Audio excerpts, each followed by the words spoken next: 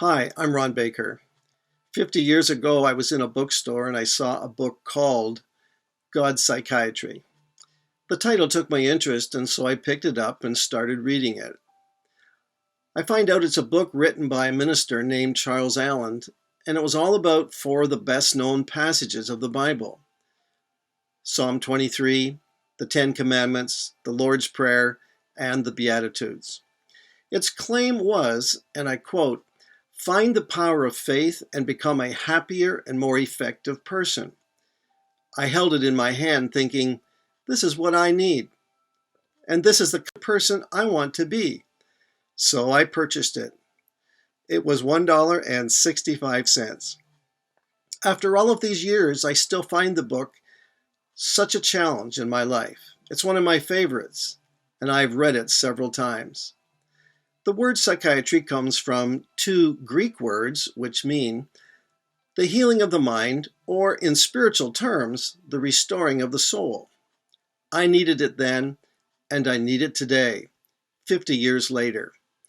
Allow me to read a few sentences from the book, as it challenges us to live by the teachings of Psalm 23.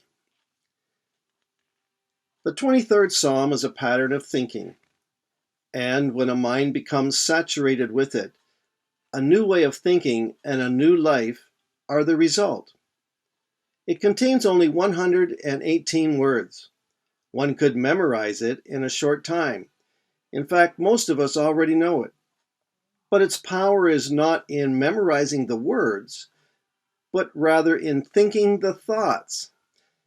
The power of this psalm lies in the fact that it represents a positive, hopeful, faith approach to life. I think in these days when COVID-19 is gripping the world and challenging us all, it might be a good idea for us to turn to a book like this and turn to Psalm 23 for ourselves and think about its meaning.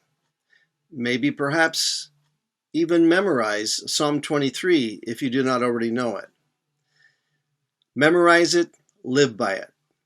Someone said if we recite it 3 times a day for a week, it will change our lives for the better. Well, looking back over my life, I actually believe it did, and still does. Give it a try. You don't have anything to lose.